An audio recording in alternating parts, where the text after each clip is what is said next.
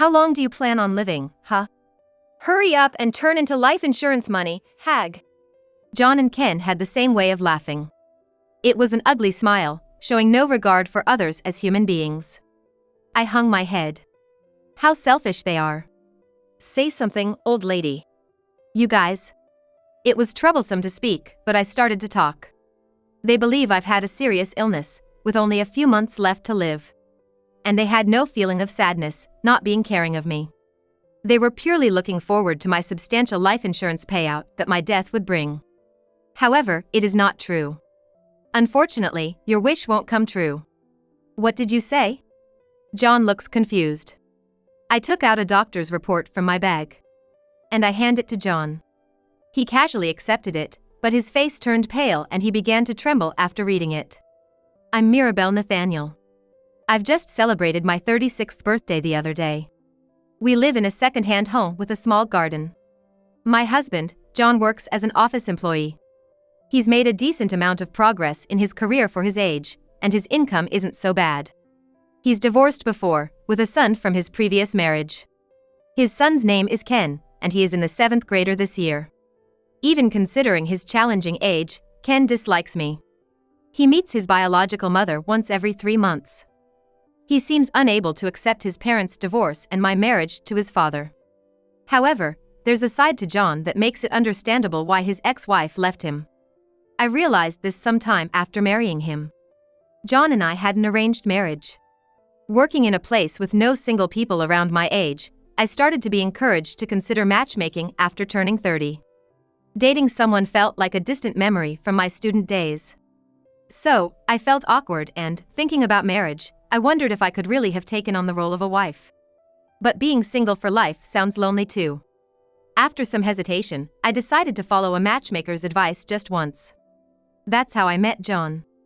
About 2 years ago. Nice to meet you. Oh, yes. Hello. I was so nervous that I could hardly respond. Seeing this, John smiled kindly. Please relax. Thank you. You seem very calm, John. Yes. While nodding, John looked a bit sheepish. I've experienced divorce before. My previous marriage was also through matchmaking.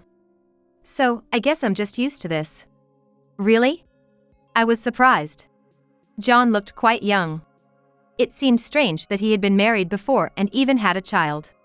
But thanks to John taking the lead, our relationship progressed smoothly. He proposed me on our 4th date. Will you be with me? Yes. His simple proposal somehow suited him perfectly. So, I gladly accepted it. The trouble began when I visited John's family. I don't need mother anymore. Right off the bat, Ken glared at me. It was obvious that he didn't want his father to remarry. I need a wife. John stated firmly. At that moment, I got carried away and I thought John was standing up for me.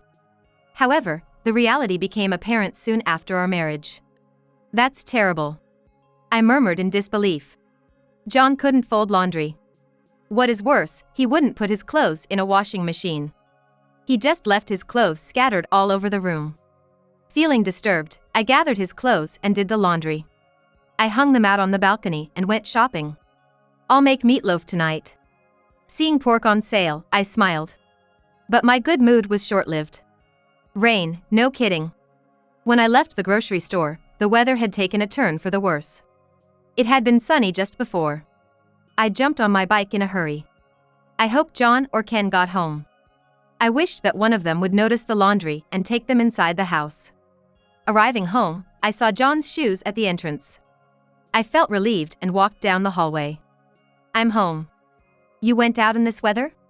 I was greeted by a skeptical voice in the living room. I went shopping. It was sunny when I left the house. After that, John seemed to lose interest in talking to me. Leaning on the sofa, John shifted his gaze to the TV. This comedian really says some funny stuff. But isn't it a bit crude? That's what makes it good. It's straightforward. John said, laughing heartily. I, holding shopping bags, headed to the kitchen and glanced out the window. The laundry was still out on the balcony, getting wet in the rain. Hey! I pointed towards the balcony. The laundry. It's getting wet. Yeah. It's not a yeah situation. If you noticed, you could have brought them in. I pleaded with John in distress. But John, still leaning on the sofa, showed no sign of moving. Now you're back, so you can bring them in. I went out to the balcony and started throwing the wet laundry into a basket. Everything was soaking wet. It made the drying effort pointless. Hilarious.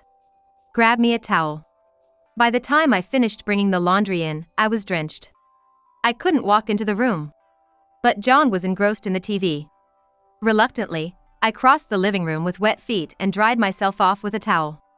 As I changed out of my wet and heavy clothes, I thought to myself, needing a wife, that's what he meant. John wasn't trying to protect me. He just couldn't do any housework by himself and wanted to push it onto someone else. Were those words his true feelings? I think I'm starting to understand why his ex-wife left him. Right after I muttered, I sneezed. It's cold. The man who can sit watching TV and laughing while his wife is in such a condition is my husband. Ken is just like his father. There's a photo of him laughing with his biological mother in his room, but it's hard to find any similarities between them. He looks just like John and glares at me every day. I won't accept a hag like you as a mother. Hag? He really has a sharp tongue. He's picky about food too, always leaving his salad at breakfast. I wouldn't bother making it, but John likes veggies, so I have to prepare for the salad. This has been going on for about 2 years. I hoped that during this time, Ken might come to accept me. But those hopes were quickly dashed, and he still keeps his distance. How's school, Ken? It's okay, I guess. Ken said like that, and he shrugged his shoulders. Ken acts normal around his real dad, John. This means it's not just teenage rebellion. He's specifically tough on me because he dislikes me. Hey, can you talk to him? Ken's attitude is a bit much, don't you think? He's always been skeptical about the remarriage. Not John stepping in, Ken does whatever he wants. You don't have to clean my room. But I'm going there to pick up the laundry anyway. Even I explain, Ken retorts grumpily. You're just trying to find dirt on me, aren't you? No mother would do such a thing to her son, even if he's a stepson. I was utterly flabbergasted. Anyway, I'm just going to take the laundry. That's trespassing, hag. It's mom, not hag. Honestly, I have a hard time dealing with Ken. He's rude and takes everything negatively. It seems he determines to contradict everything I do. Even now, I couldn't enter his room due to his resistance. No choice then. I should pick up the laundry after Ken goes to school. What a waste of time to have to do the laundry twice. I shake my head in resignation. While I was washing dishes, Ken headed to the front door to go to school. There is no greeting. Just his footsteps fading down the hallway. Will he ever open up to me? I started to feel down. But there's no time to be down. A housewife is busy. I pick up the laundry basket and head to Ken's room. His desk is cluttered with what looks like school papers. What's all this? I don't like leaving things in disarray. Even though I know Ken would be mad, I decide to organize the papers. That's when I notice it. A class observation day? And it's today. What a surprise. He hadn't told me at all. He was probably planning to keep silent if I hadn't noticed it. I glance at the clock. The class observation is in 2 hours. If I rush the laundry, do my makeup, and change my clothes, I can just make it in time. But then I pause and think. Ken wouldn't be happy if I showed up. He's been silent about it because he doesn't want me be there. Well, I guess there's no helping it. I decided to spend the day as usual at home. I am curious about the class, but I don't want to make Ken upset anymore. With a heavy heart, I return to my chores. Time passes, and it was noon. I'm home. You're back early today. I was surprised, and John said it as if it were nothing. I took a day off. Why would you do that? I looked at him quizzically, and he answered in a light tone. It's obvious. It's for Ken's class observation day. You knew about it? I felt a tremor through my body. It was anger. Why didn't you tell me about it? Well, it's supposed to invite the kids' parents, right? John continued, seemingly exasperated by my argument. It's not you but his real mom who should be there. I am his mother now. It was a shock. It was not just Ken. But John too, he didn't consider me the housewife of this home. What am I to John, then? What am I in this house? Well, you're like a housekeeper, aren't you? You can never be Ken's mother, and if she hadn't left home, That's enough. I quit my chores, and went to my room to pack my all things, and prepared to leave the house. Hey, Mirabelle. I can't do this anymore. I want a divorce. Mirabelle. John's voice was filled with irritation as he called my name. I won't allow you to do as you want to. A housekeeper?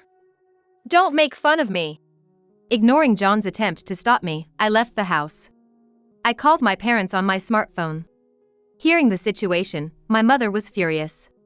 Come back here right away. You shouldn't stay with someone like that. Okay. While hailing a taxi and getting in, I looked back at the house. John and Ken were terrible people. I couldn't take it anymore. I thought again. But at the same time, I couldn't help but worry about what would happen after I left home. John can't do household chores, and Ken still needs his parents' support. They reap what they sow. I muttered as if I was talking to myself and left my house behind. The first thing I did upon returning to my parents' house was to write a divorce notice. The problem is that John isn't willing to agree to the divorce. I haven't done anything wrong as a husband. He insisted. And he kept calling, persistently asking me to return home. I took in a woman who was past her prime. You should be grateful and devote yourself to the family. Disgusting. I hung up the phone. I rested my cheek on my hand at the table. Then, I noticed a piece of paper. Picking it up nonchalantly, I gasped. Only 3 months left. It was a life expectancy notice from the doctor. When I mentioned the prognosis, far from being sad, John's voice brightened. Even on the phone, I could see his smile. Really? Just 3 months? Are you happy about that? I sighed. Unable to hide his joy, John said. I thought I had a useless wife, even as a housekeeper, but you'd leave behind insurance money. Nobody said you were the beneficiary. When was I even signed up for the life insurance? John's meticulous planning sent shivers down my spine. After that, he stopped asking me to come back home. Instead, his regular question became, how long do you plan on living? As long as I have breath. That's how I respond to it. Huh. I got an indifferent response. He seems to have no interest in living me anymore. How is Ken doing? When he is asked like that, John is in a good mood instantly. We have pizza every night, and barbecue on every weekends. I can let him eat as much as he likes. It's all thanks to you. Don't eat too much and get fat. If you're worried, you should come and see for yourself. That's a point, I thought. I only have 3 months left. After that, it will be goodbye. Not wanting to have any regrets, I decide to return to the home where they are waiting. Leave them. My mother, unaware of the full situation, told me with a worried look. I shrugged. I won't be able to see them soon, just one last time. But still. Waving to my anxious mother, I headed to the house. What are you doing here? I encountered Ken at the entrance. He looked at me with clear annoyance. I was at a loss for words seeing how much Ken had changed. Ken, what's your weight now? I won't tell you. His cheekiness was intact, and Ken had gained weight. It is not that strange that he eats pizza every day. I couldn't imagine what state John is in. Entering the room, I was greeted by a foul smell and mountains of trash bags. What is this? Neither Dad nor I bother with taking out the trash. While saying this, Ken skillfully walked through the garbage bags. After some struggle, I reached the front of the sofa. I hesitated to sit down. The trash is on it. I tried to take it out once, but there was a nagging lady who said it wasn't the day for burnable trash. That's no excuse for this mess. I pinched my nose. My home, like its inhabitants, had changed beyond recognition. John returns home and he has a body shape as I expected. What brings you here now? You were the one who said I should come here and see you. John looks puzzled. Apparently, he forgets his own words. Now that you're here, how about cleaning up? And make dinner. With brazen faces, they said. I sighed and nodded in agreement. Yes. Oh, you've decided to fulfill your duties as a wife before saying goodbye, haven't you? Not a wife, but as a housekeeper, right? I glared at them with heavy sarcasm. They, of course, remained unfazed. In fact, they smirked and said, "When are you going to die, huh? Hurry up and become life insurance money, old hag." Their words cut through the foul smell in the room, hitting me hard. I hung my head low. "Say something, hag. You guys." While feeling incredibly empty, I opened my mouth. "Unfortunately for you, your wish won't come true." "What did you say?" John's round face frowns in confusion. I pull out a document from my bag. It is a doctor's diagnosis. "Read this." I thrust the diagnosis at John. With a bewildered face, he skimmed through the document. "Oh, it really says 3 months." John laughed heartily, while I stood there with my arms crossed. "Look at the name on it." "What?" "It's just your name there, right?" "Look closely." I repeated. Reluctantly, John read the name written there. His complexion changed in an instant. The color drained from his face, turning him pale. "What is this? Dad?" Ken seemed to sense something was off with his father. "What's wrong, Dad? Why is my name on this diagnosis?" John shouted, leaving his hands off the document. The diagnosis fluttered to the ground. Landing atop a trash bag, the document starkly pronounced John's limited time left. Nobody ever said it was about my remaining time. "Huh?" With a baffled expression and voice, Ken looked at me. I addressed both Ken and John. "Huh? The prognosis is for you, John." "Don't lie!" John cried out in a tearful voice. "I'm healthy. Why does this tell me my life remaining time?" "You have 3 months left. That's why I came to see you one last time." I decided to indulge their whims just enough, so I wouldn't have regrets. "So, it's Dad who's leaving? And the insurance money that will be paid out is for Dad? I'm the beneficiary." My voice was unexpectedly cheerful. "So, I'll stay with you as a wife until you're gone. But after that, it's goodbye. You should be happy, Ken, you'll be rid of me." "Wait a minute." In a panic, Ken said. "What about me after Dad's gone? You need to take responsibility and raise me properly." "I'm not your mother." I echoed the words which they once hurled at me back to Ken. He crouched down as if he is frightened. "You're just going to take the money and leave." "That's right. But you know, that's exactly what you guys were planning to do with my insurance money. I don't want to get fat, so I won't indulge in dining out like you did." I turned to leave the living room. "Hey! Are you that worried about the future?" I was utterly dismayed. Ken is more worried about his future than his father's limited time left. He doesn't care about his father at all. You can be with your real his mother, right? It's impossible, she remarried and said she couldn't take me in. I couldn't muster any sympathy for him. If he had shown even the slightest sadness about our parting, it might have been different.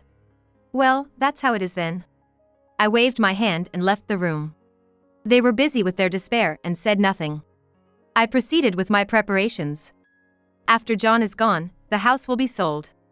Ken will probably end up in a facility. Knowing this, Ken has been contacting me daily. "Think it over. Hey, don't abandon me." "Abandon?" I said coldly. "Abandon? It was you who didn't accept me as family. It's different now." His rebuttal was not enough. "From now on, I'll call you Mom. I don't want you to call me like that." I hung up the phone then. I'm busy. There's a lot to do before John is gone. I started listing the necessary procedures. Then, another call from Ken came. When I answered, he was clearly crying. "Since then, Dad hasn't gone to work, we're running out of money. And? Please help. I'll do anything you say." Such a cliché word it is. Dad won't work and he's not well. I want to take him to the hospital, but I don't know what to do. It's too late now, I said with a hint of regret in my voice. When the diagnosis was written, John was already in a terminal state. But as a kind gesture, the doctor didn't inform him of the truth. Instead, the doctor sent me the diagnosis. I was perplexed when I received it. He seemed so healthy. The doctor noted that the disease is characterized by a gradual weakening without significant symptoms showing. There's nothing more we can do for him now. Then, Dad is really going to... Ken couldn't finish his sentence. But I think Ken would be better off living in a facility with a structured routine rather than his current self-destructive lifestyle. The food there would be nutritionally balanced. Dad's not eating. He says he has no appetite. He just gives me $5 every day and tells me to eat something. Are you eating properly? I buy the bread at the bakery store at school. Plus, I'm doing a part-time job. It's against school rules, but I've lied about my age to work. Ken's voice was hesitant. However, I felt relieved. He's managing to get by on his own, more mature than I thought. Like a neighbor concerned for a local kid, I felt reassured. But then, suddenly, "You heartless witch!" What's with the sudden outburst? I was confused by Ken's sudden anger. "You're just going to abandon me while I'm struggling. You're the one abandoning your father." But that's... Ken stumbled over his words. I continued in an advisory tone. "If you had accepted me as a family member, I would have helped you. Or if you had shown any concern for your father, maybe I could have forgiven you. But Ken is only thinking about himself. Yet, he demands others to care for him. That's too convenient, isn't it? That's why I'm not going to help you." "Wait! Hey, help me! Please help me!" Ken's voice of anguish feels hollow to me. I hung up the call. Even though Ken kept calling afterward, I didn't respond. While helping out with chores, I'm staying at my parents' house. I ignore calls from them both. Then, someone impatient came to visit me at my parents' house. It was John. "Don't you feel sorry for me?" "What are you talking about?" His opening words made me frown. I was under the impression I had only 3 months to live and made a big fuss about it. That's just who I am. Of all things, he was being defiant. It's the worst, I thought. But you are a good person. You can't possibly stand by me and not feel sorry for my misfortune, can you? You are really self-centered and think about just yourself. People can't always be good. At least, I'm not like that anymore. I don't feel the slightest pity for John. All I can remember is the humiliation I suffered in that house. "When I was taking the laundry inside in the rain, what were you doing? I didn't ask for help, but you should have just handed me a towel. It would have been enough. But you didn't even do that." "Sorry, I wasn't thoughtful enough." It was an insincere apology, and just trying to placate me. He's just waiting for my storm of displeasure to pass. That's unforgivable. I realized something. You're not just a housekeeper. You were a good wife. What do you want to say? Listening to his ingratiating tone made me feel sick.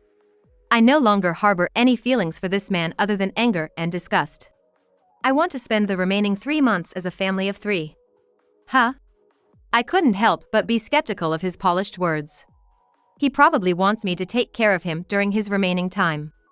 But he can't express his true feelings because he's trying to gauge my mood. So he decorates his words. "Your wife is your ex-wife, isn't it?" "No, you're the one who's important to me." "Important?" I almost burst out laughing. "The only person you care about is yourself. That's why you can say such things. If you really care about me, you might tell me to get a divorce." "Mirabelle. Please go home." My voice was cold and distant. "If we get divorced, you won't be able to receive the insurance money. I'm not interested in money that comes at someone else's expense." He hadn't even understood that. Yet, John continued as if the insurance money was his trump card. "You're actually looking forward to me being gone, aren't you? Be honest." "I'm fine with that." So what? My irritation at his insensitivity and misunderstanding were going up. "I don't want the money. I'd rather get divorced right here than be forced to take care of you." "Are you serious?" John seemed incredulous. I repeated, "I'm getting a divorce. Don't involve me in your life anymore." "Mirabelle, don't pretend to be strong. I'm likely to find my next marriage partner soon." "This is true." I told him straight. John was stunned. I decided to share my recent news with him. I have a cousin a year younger than me. He knows my situation, offered advice, and proposed to me. "Even though I'm your husband?" John raised his voice in anger. But I remained calm. "He said he was concerned because I'm with you." "How did it come to this?" John looked up at the ceiling, seemingly lost. I know the cousin who proposed to me very well. He's always been responsible. He is a likable and reliable leader, completely opposite to John. That makes me want to accept his proposal. To me, John is nothing more than a hindrance now. If you truly care about me, please agree to a divorce. Are you sure about this? You won't get any money. Are you okay with that? Even now, John is still trying to lure me with the bait of insurance money. Even though that bait doesn't work for me. I don't mind. So be it. Don't come to regret this, got it? Leaving those parting words, John walked away. I sighed in relief once his footsteps faded away. I conveyed to my cousin Tom that John had agreed to the divorce. That's good to hear. Tom smiled and relieved. But are you sure? About what? I'm older, and you could find someone better, couldn't you? I voiced my long-held concern. Tom shook his head and amused. Waiting to be with you made me miss my chance to marry young. Tom laughed mischievously, saying he wanted me to take that responsibility. I found myself smiling along.